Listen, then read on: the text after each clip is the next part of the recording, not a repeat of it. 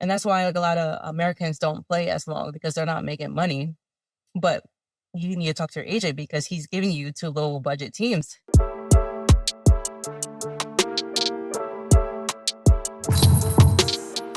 Hey, what's up, everybody? This is Business of Basketball. Misha Horsey here. I'm here with Shante Evans. This is a special one for me, this episode, because we've known each other for a while through the game of basketball. We played against each other. You went to Hofstra, I went to Stony Brook. And the crazy thing is, I tell you this all the time, but the game where I tore my ACL my senior year, I remember. I remember. that was the game. Stony Brook versus Hofstra, senior year. Tore my ACL, and that was it. I mean, I got a rest year. I was able to play again, but when I see you, I always think of that moment. Not that it was your fault, but that was the game. But we've been connected for a while now. Back to AAU. Yeah. AAU days. Your dad was coaching me at one point. Yeah. So I'm super excited about this conversation because I'll get to pretty much know your journey playing at the highest level, playing professionally. I got to train you.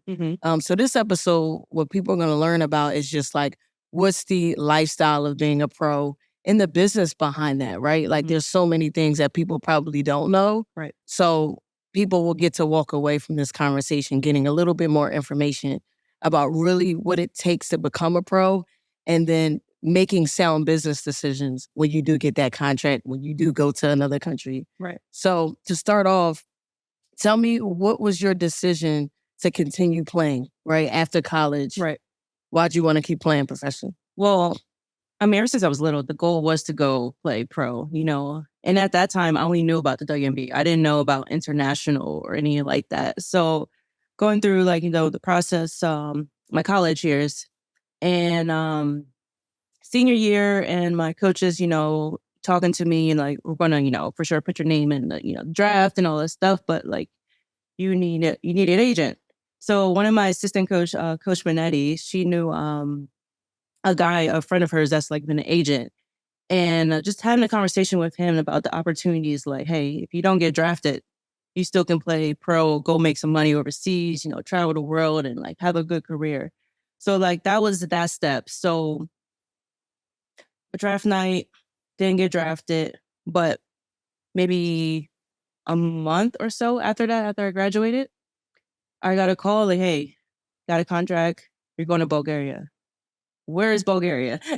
Where is that? So, you know, doing my little research on, you know, the country, whenever.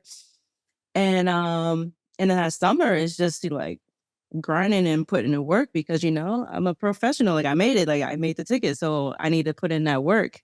And it's not like in, you know, college, you don't have no one holding your hand to actually go make you go run, go shoot, go dribble, go do all of that. So going through my first year, of course, it was like tough, a little homesick, culture shock. You know, Bulgaria is like no Black people at all. But I was fortunate to be in a situation where the town, the team, everyone just welcomed me with like open arms. Like I was in a basketball town. So like basketball games, whole town shut down. Everyone's at the game. Like our games was packed. My teammates were amazing. They helped me throughout the whole entire situation. I had another American on my team. One, she left like halfway through the season, but we'll get to that part. Yes. And then another one came in, but we ended up having like a really great season. Basically only when we won the cup and the championship that year. Tell me more about like the prep. How do you prep from college workouts, like you said, to having that accountability, knowing what your workout is going to look like? You essentially have to then create your own because you're on your own. Basically. So what was the preparation like to make sure you're prepared to go overseas? For me, especially in my younger years, the most important thing was to make sure you're in shape. Like, even though I thought I was in good shape because I'm like straight out of college, I kept up my cardio. When I got there, I was not ready. I'm not gonna lie, I was not ready. We was out there on the tracks. I thought I was done with that. I thought I was just college or done with that. No, on the track, running miles, being timed, sprints, lifting, going straight to practice 2 days, about 5-6 times a week. Like I was in the gym. Yeah. So like a lot of people have like the questions like, oh, you got to see the world. I'm like, Yeah, but no, I was in the gym. Yeah. I have a schedule. Like I'm in the gym every single day Yeah. with them. So like the preparation is before you go is like put yourself through workouts as if you were on campus with your college team. Like you need to work that hard. Yeah. Yes. And then, so tell me what a workout would look like. Like break down like what your routine was. Okay. Beginning years, it was for sure run a mile, sprints, go have a basketball trainer. So I have a basketball, train 101, break, whatever, and then finish with like shots. So I'm at least training 3 hours a day in the summer, Wow. which is a commitment. Yeah. It's summertime. Yeah. Especially after college, you're like, okay, Yeah. like now what? Yeah. I think it's the first time you have like freedom a little bit Yeah. since, well, forever. Yeah. So you So got to have a certain level of discipline. But do you feel like I guess college helped you, right? Like college, you have that mhm, discipline mhm. anyway, because Yes. like you keep your scholarship, Yep. right? If you're performing professionally, you keep your job if you're performing. Yes. So do you think like you had the preparation from college and then professionally, you're like, well, this is my job, so I got to lock in and be ready and get my 3 of these in. Yeah. Yeah. My mindset going in my first year was this is like freshman year all over.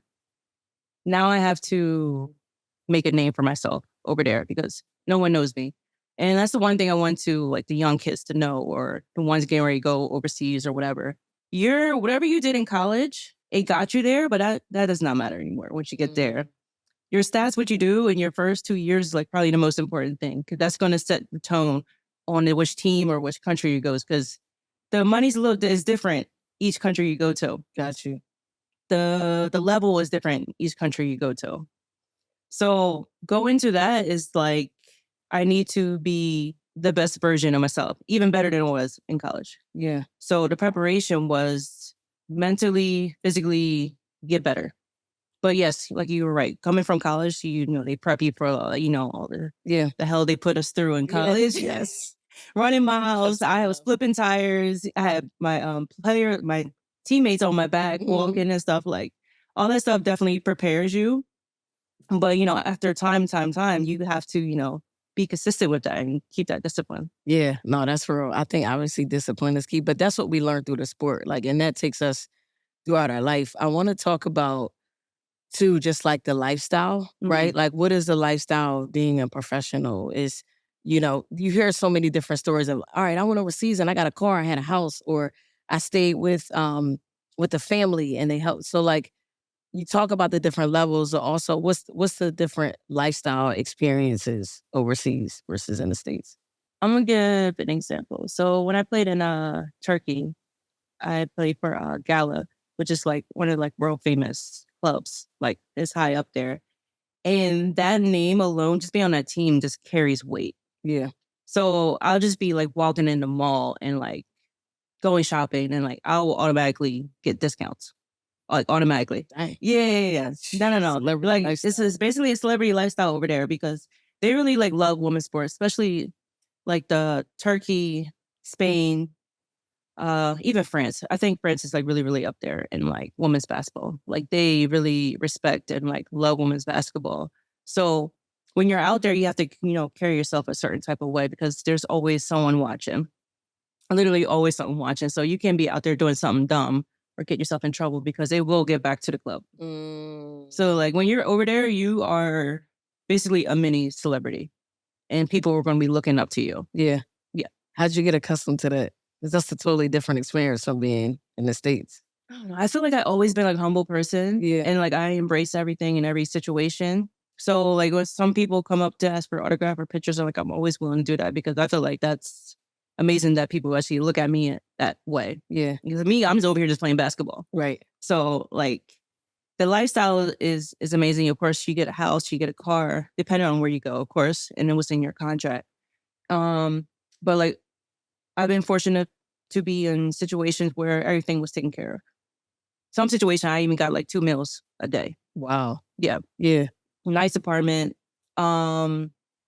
I said they literally take care of you over there. Yeah. And like I said, it's a lifestyle because you're a mini celebrity. So people are like always like looking at you, taking pictures, always on your Instagrams, million messages, all Yeah. other stuff. Yeah. That's dope.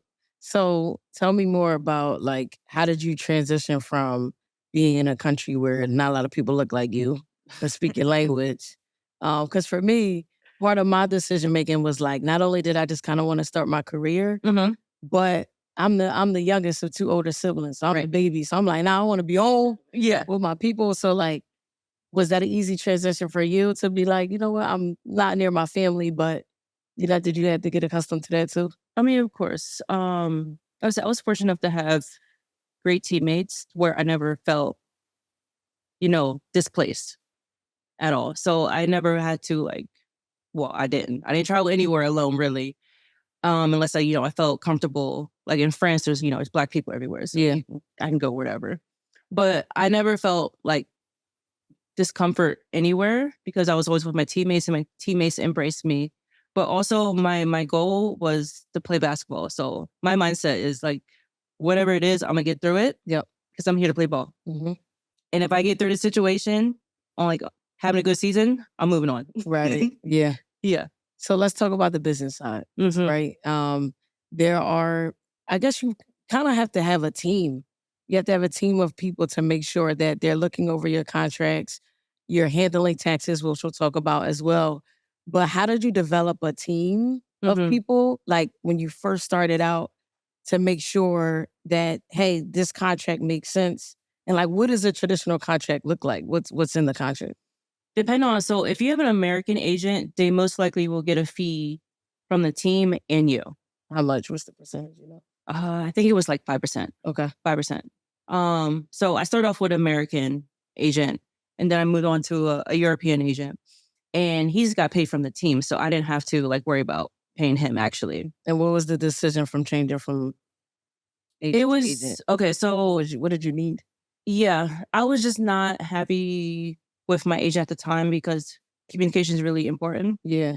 And if I'm texting you and I get a waited a week for a response, then there's a problem. Right. So for me, it was just a communication Gotcha. problem with my first agent. So I got a European agent and he get paid through the team. And also it was important, finding an agent, look at where he sends all his players. Mm, Because just like any business, if it's financial, whatever it is, it's all about connections. So you need to see who his connections are. Because some teams, they just go through an agent first. Like, who do you got? I know you have like 100 people. Like, I need a forward, I need a point guard. Give me that. right. So know their connections. Then on top of that, talk to the Americans that are with that agent. Because that's also very important.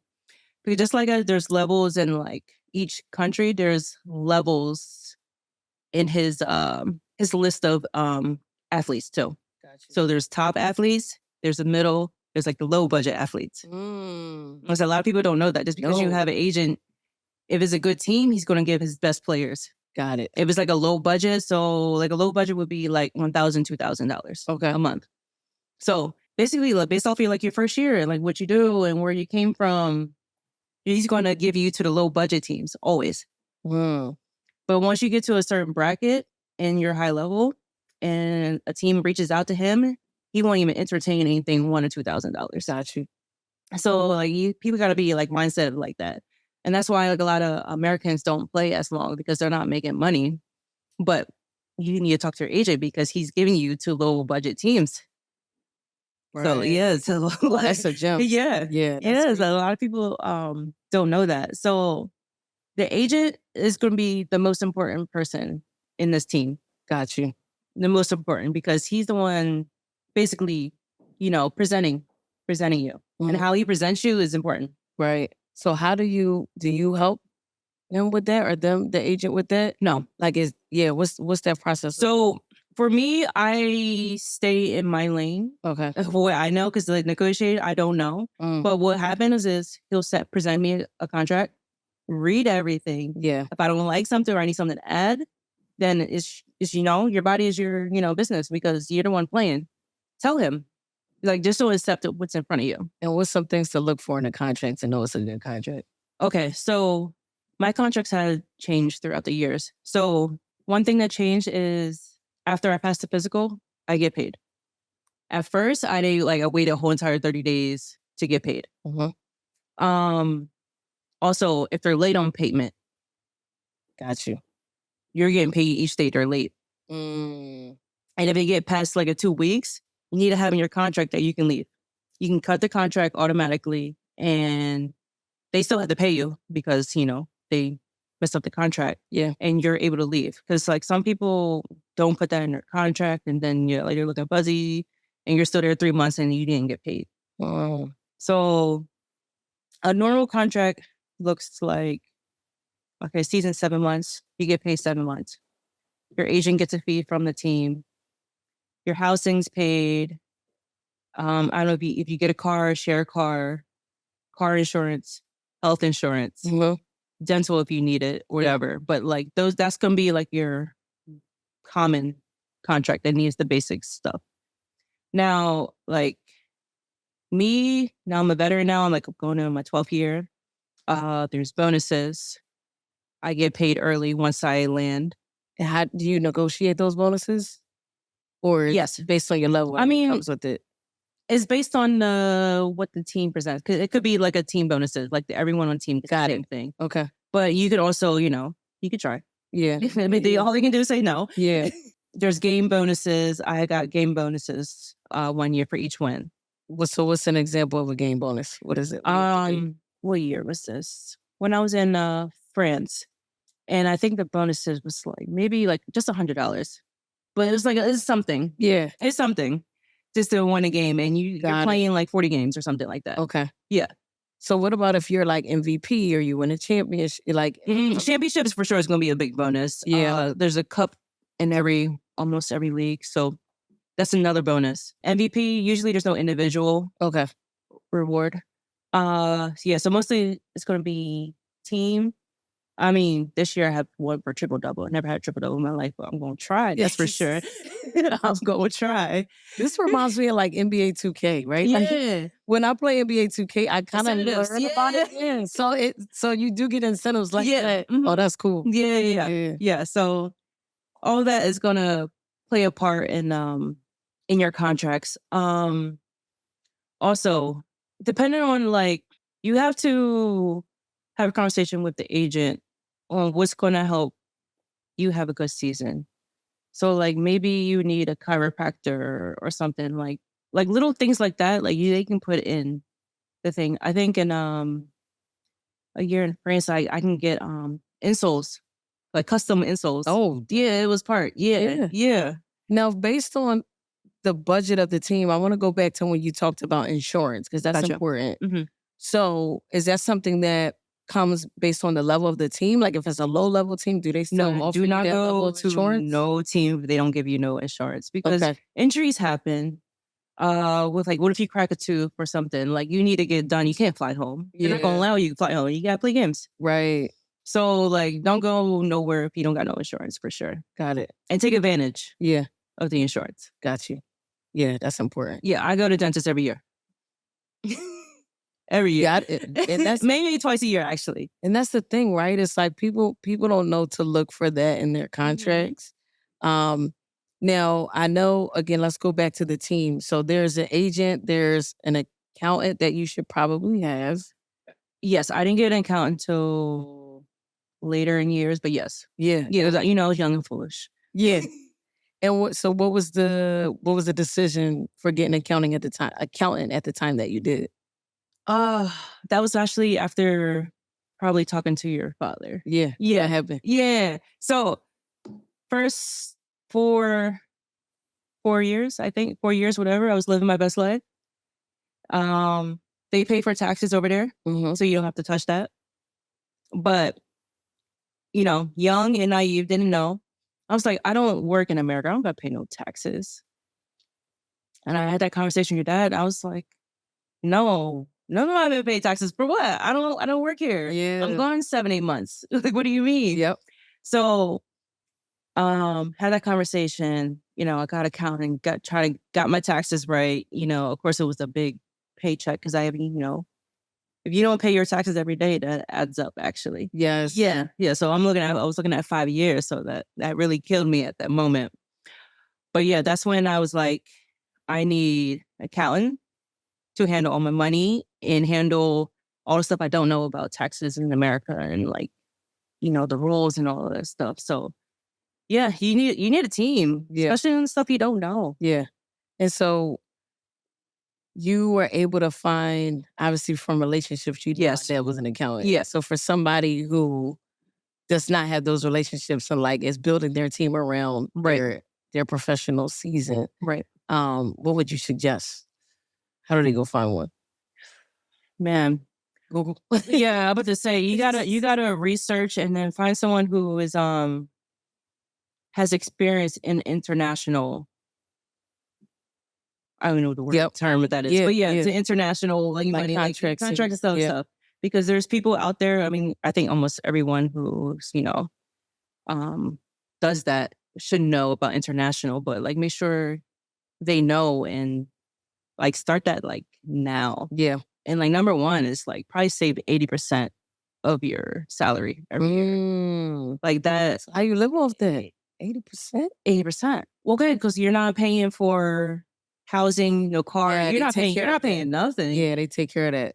So like you don't need to go buy, 10,000, chain, all the Jordans. You're living your best life, going to the best restaurants, taking flights.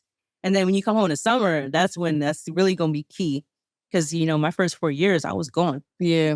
Yeah. I was on vacation. Hanging out. Yeah, hanging out. Enjoying the fruits of the labor, which absolutely. I think is still important. For sure. Now, have you invested at all? Like, is investing something that you've done?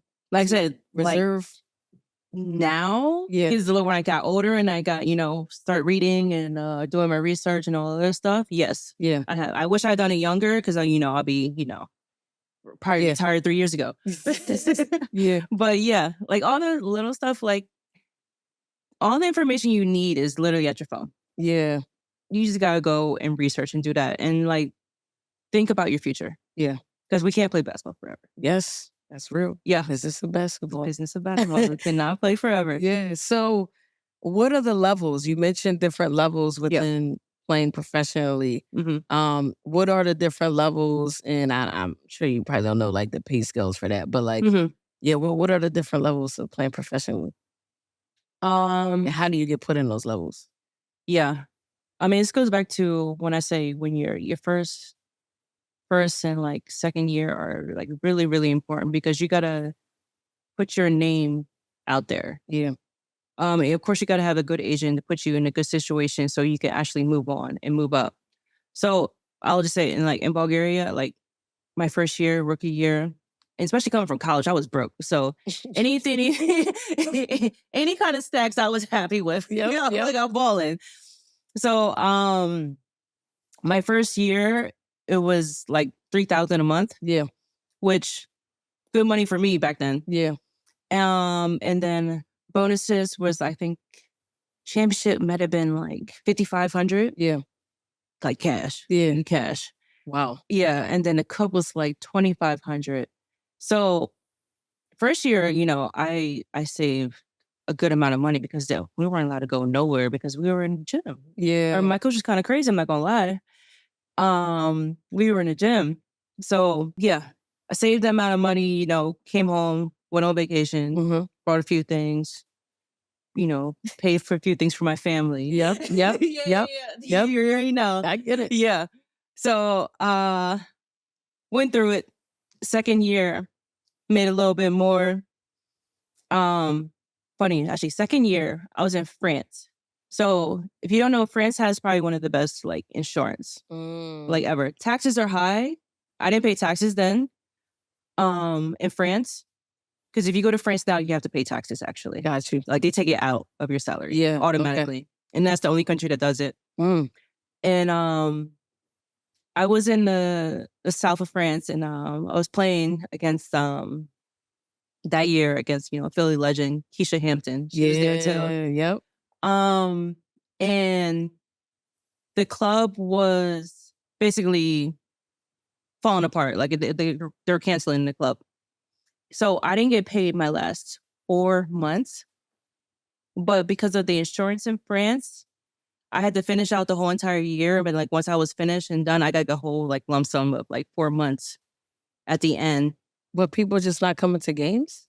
No, I don't know what's happening. I Yeah. guess something financially bad in I the got club you. that was happening that Yeah. had nothing to do. to do with us. Yeah. And it was kind of crazy because there were so many teams. There was a men's team, there was younger teams, there was like, you know, the youth teams. Like it was like a big club, so it was like a big thing happening. But yeah, so that happened again, still spending my money. Well, then also that 4 months I didn't get paid, I was actually you know, had to dip into my savings because I wasn't getting paid. So Yeah. like you just never know what's going to happen because there's going to be situations where clubs don't pay on time. Like that's well known everywhere. Yeah, it's a thing. It's a How hype. long does it take you to get paid? It depends. So out of my 12 years, I had, I want to say 3 situation where I didn't get paid on time, but eventually I got my money, of course. Mm-hmm. But I wasn't getting paid on time. The money was late. And like it's sad, but it's kind of like a thing. That's common. It's common. Okay. You can ask anyone. It's Yeah. like it's common. So but like I say, put in your contract things to like protect you. Yeah. That you're going to get your money. Yeah. Like regardless. Yeah. A lot of people, they don't know that, but also too, they just let people handle things without them having prior knowledge of what to ask for, what to look for. Right. So how many Americans are able to be on a team? I know there's a limited amount Mhm. from what I hear. Right. Is that true? And like, what was your experience? Like, how many Americans are on your team? Yeah. So every country's different. Okay. When I was in Bulgaria, it was 2 of us. When I went to France, it was only me. And then my 3rd year, I went to Romania, and it was like 6 of us. Romania is probably one of my favorite year. Like Romania is not like the highest of level of basketball, the league, but that was like my favorite year. Maybe because we had 6 Americans and we had like a great time every single time, and we were winning everything. Mm-hmm. We had a great year. 4. Trying to remember where I even went. Yeah. 12 seasons. Yeah. Then I went to Slovenia, my 4th year, and the background story on that. That year is when I got my European agent, Okay. and then after signing with him, that summer, I want to say a few weeks after that, I got an opportunity to play for Slovenia's national team, which allowed me to get a passport. So now that I became dual citizenship in Europe, that's more money in me. Because if I go to a country where you're only allowed 2 Americans, but you're allowed to have like 3 Europeans, I can be the European, but technically you're getting 3 Americans. That's smart. Yeah. That's a bar. Yeah. Yeah. Yo, that's crazy. Yeah. Yeah, that's crazy. So there's different levels. Mm-hmm. They only sort of essentially allow a few Americans. Yep. I want to talk about the game, like the European game. It's so Got you. different. I mean, as a trainer, I know the difference. But Yeah. I think for listeners, it's important because people who do want to play pro, they need to know how to prepare Right. from a skill perspective. So how is the game different from the States to Euroball?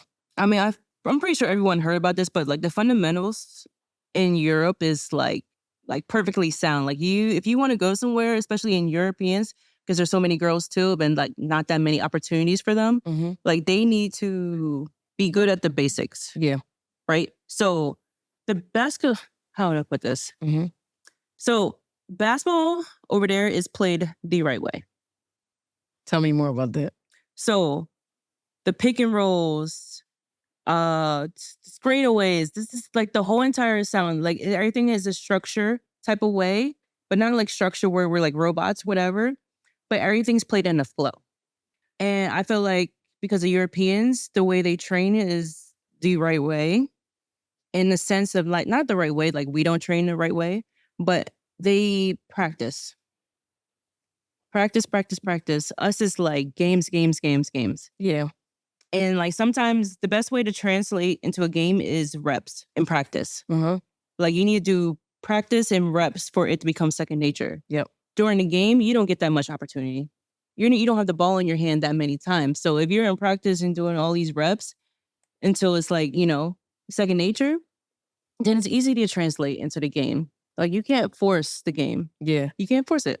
I always say, like, professional players prepare more than they perform, Yes. and amateurs perform more than they prepare. Absolutely. Like, it's just that simple. Yeah. You know what I'm saying? And I think it's a testament to that for the Olympics right this year. And we're seeing the level of play in Euroball. Like, we're seeing the fundamentals, the details. We're seeing, like, they're competing with Americans, right? They're competing with the States because they're training. Yes. They're also, too, not necessarily duplicating. I think they've created their own style as well for training. For sure. But they're using, they're inspired by some of the stuff that we do. Absolutely. And then putting that into the game. So do you see that as a player, like playing now with playing overseas, playing with Europeans, and do you see it within practice? Do you see right the level of intensity, the fundamentals? Yes. You're seeing that? Absolutely. Tell me more about that. Absolutely.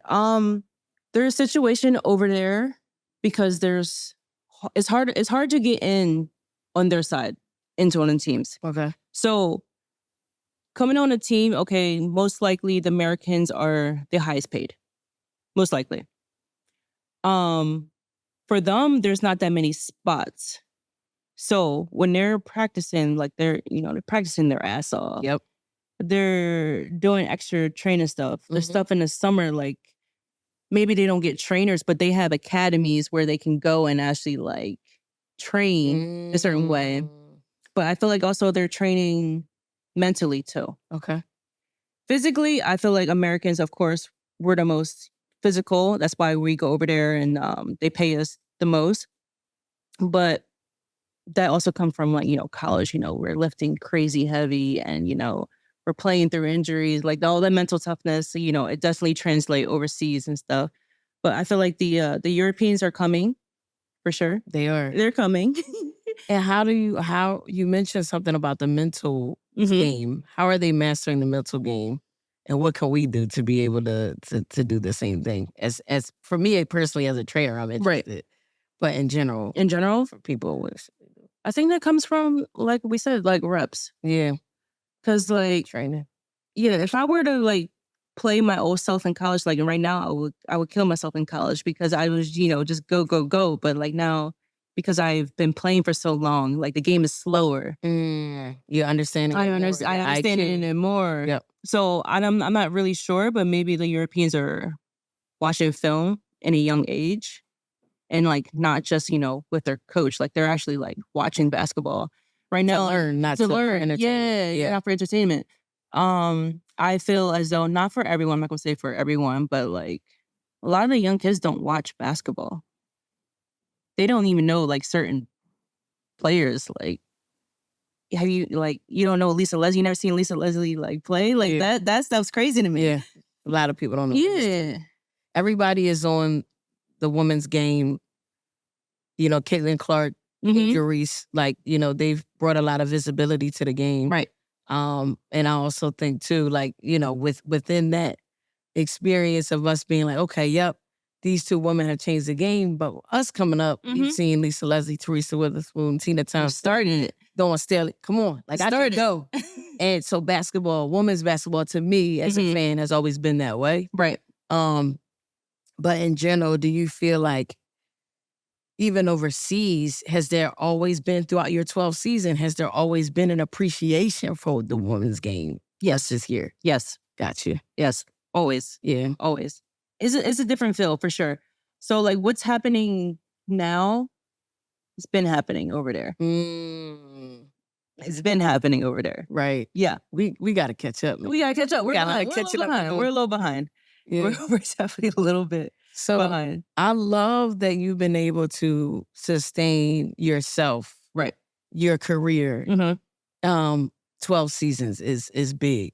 I'm 30. I'm dating myself. I'm 35. And even as a trainer, there's times I'm like, dang, I got to get in the hot tub Yeah. after this workout. Like, Oh no, for sure. so I'm there. how have you, like, I'm there. how have you been able to sustain your career this long and perform at the highest level? Right. Because I train you. Right. So I know how you play. Right. I know how you train. Mm-hmm. So how have you been able to sustain yourself and your body over this long period of time? Right. Every year is different. You got to adapt, but also listen to your body. Like I said, I'm not that college player where I can just, just push through pain or whatever. So if I need to come in early to see the trainer, I got to do that. Mm-hmm. If like my ankles are hurting or my knees or whatever, I'm not going to the mall. Yeah. So like your body is your business over there. Yep. Listen to your body. If you have to put in extra work with the trainer or you need to get in the pool, whatever you got to do, you have to do. Yeah. So like, good example is look at LeBron James. Yep. He spends $1 million on his body. Mm-hmm. Is the why he's playing the way he's playing right now. Yeah. Besides his like IQ or basketball, like basketball is nothing to him now. Mm-hmm. Is his body. If his body feels good, I'm sure he always plays good. Right. And he's putting the money in his body. Is what you have to do. Yeah. So you just have to be smart. Like, yes, you're making money, you're a pro now, but like, don't forget why you're there. Yeah. I think that's the most important thing. Yeah. Invest in your body and invest in your mind too. That too. Yeah. Yes. That's 100%. So as you know what our podcast is about, right? Mm-hmm. It's about creating opportunities for people, raising awareness for opportunities within the basketball industry, and also having and finding a sustainable career within the game that you love. Right. You've been able to do that for someone else who is interested in not only playing professionally, but sustaining their career. Right. What would your suggestion be? How can they create a sustainable career out of playing professionally? Connections. Connections is everything. Like before you go to a country, there's so many Americans that went through that club, that country, whatever. Like reach out to them. I think those are like the main thing that helped me my first, few years is that I reached out to the American that went through that club, that country, that agent, so I can prep. And also when you're there, talk to the Americans too. Like reach out to them. Like they're there too in the country. Don't feel alone. That's why I feel like also another reason why a lot of Americans don't play long, because it's hard. You're alone a lot. Yeah. Too. But like you have to be open to your surroundings, open to your teammates. Be welcoming. Go out with your teammates, even though they might not know English. Make it work. I bring Google Translate and we're having a conversation through a phone. Doesn't matter. Like I'm not staying in the house. Like I live here, so I'm gonna make it work. Yeah. Also, yeah, connections. That's gonna be key for all this to have a long career. So the steps, let's say I'm a college basketball player. Mm-hmm. I've had a successful career in college because that matters too. Absolutely. Like to play professionally, you got to do well in college. Absolutely. So I'm coming out of college and my next steps is I want to play professionally. Give me like 2 to 3 steps of what I need to do after my college career is done to play professionally. Okay. One, you need an agent. So I found out about this maybe a couple of years ago. So at the Final Four, there's like a combine. Okay. And there's a lot of international agents. Basically, all the agents, that are looking for players, they're going to be at the Final Four. Okay. You need to be there. You need to be there. There's an event for players to, I think they play basketball. They play 5-on-5 or, I don't know, go through drills or whatever. Mm-hmm. So that's an outlet for you to get looks from an agent. Okay. So you need to be there networking. Plus, if you want to play pro, I suggest everyone coming from high school or junior year, not junior year, but like freshman, sophomore, speak to your coach like now. Yeah. Have that conversation. Also, if you're like recruiting in the recruiting process and you're thinking about with the school and you want to go pro, have that conversation with that coach like now. Do you have connections? Do you know someone? Can you help me become pro? Right. Like that needs to be an early conversation, because sometimes a lot of players in college, they wait too late, and the senior year And, you know, sometimes it's unfortunate, but like the coaches got to move on to the next, you know, player. They gotta keep going. Yeah. They don't have that much time to, you know, hand you off and like walk you through the process of becoming a pro because, I mean, sorry to say, but a lot of the coaches haven't gone through that process. Right. So they don't know. Yes. So you need to have that conversation early, and then maybe they can, you know, during your last 2 years, start reaching out to agents and all that stuff. I'm sure it's different now because there's NIL and everything, so everyone's got an agent now. Yeah. Yeah. Yeah. But like, yeah, you have to make that decision early. Okay. And like I said, your stats in college does play a huge part for That you to get matters. overseas. So if you're averaging like 6 points in like 10 minutes, this is not going to work. It's not going to work. Yeah. Yeah. So you got to perform well in college. You got Have to to. put the time in. Have to. And so that means then that they have to go to a school where they're going to play. Thank you. Talk on that. Talk about that. Yeah. Stop clout chasing. It has to, because it's going to affect you. Because you're going to be, like I said, it's your senior year, and the agent's going to look at your stats. They're going to ask for film, and you have 3 clips each game. Mm-hmm. You're not going to get nowhere because you're not playing. Yeah. You know, back in when we were in college, you know, you had like the UConns, you know, Tennessee, like big names. I like that. And like now, a lot of these girls are just like going. Yeah. It doesn't even matter. Like they're going. They're not worried about They're not worried about that. But now like the portal's in like shambles and like it's a mess right now. But you gotta have the stats. Yeah. So know your ability, I would say. Yeah. Be realistic and also have a team of people around you that are not fans but are going to give you real advice. Yes. To put you in the right place. Yes. Yeah. And for Hofstra, like how did you pick Hofstra? Did you know that was going to be a place that was not only going to help you play professionally, but you were going to get some significant minutes in time?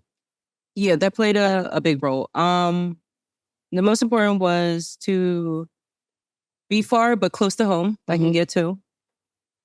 D1 competitive conference, and I'm going to play. Got it. I was like, I'm not going through hell with the summer doing at work and then be sitting on the bench. I was like, I'm not doing that. Yeah. So I went somewhere where I know it's going to make an impact. And that's always been me. Like I never chased a name. Like me, I'm gonna do me regardless. So what would you tell the person coming up who wants to play in college? Mm-hmm. How do they choose the right school for them?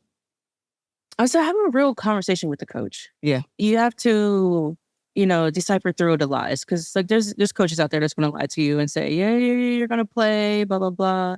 But you got to have like a real conversation. Like who are you bringing in? Know who's in like the senior, juniors, like in your position. Yep. Compare yourself. Honestly, compare yourself. Mm-hmm. Like, am I going to play, 10 minutes after her 30? Like, or am I better than her? Am I going to be able to compete to get some time? And also check the playing style. Yeah. If it's not your playing style, it's not going to work. So if you're a structure person, okay, go find a college that plays that way. If you're like a one-on-one person, go find a team that, play 5 out. Right. Yeah. You need to set yourself up to be in a position where you can go pro. Yeah. Stats matter. So, last question for you. Okay. Before we wrap up. So what's next, right? Now you've played 12 seasons. You're going to continue playing this season. So when that retirement time comes around, what's next? Like what are some stuff you're thinking about now, for the next chapter? Man. I would love to get involved in real estate, but basketball has been my life, so it's never going to go away. Yeah. In the perfect world, I would love to be a player development coach. Yep.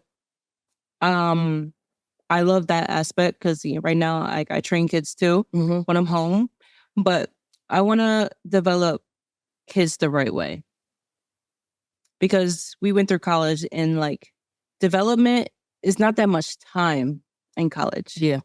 The summer, the coaches are out recruiting and doing all their stuff, but like also they're just trying to get you in the best shape possible. So like that little bit is like missing in college. And I would love to come in a situation where I can develop the players and the coaches can be the coaches. Got you. That would be ideal.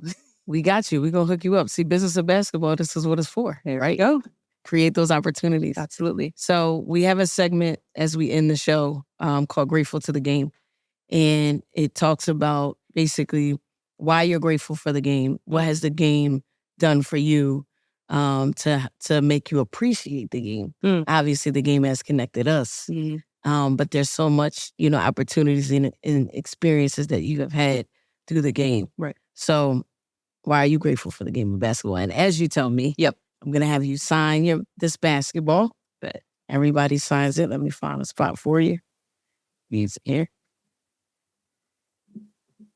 There you go. All right.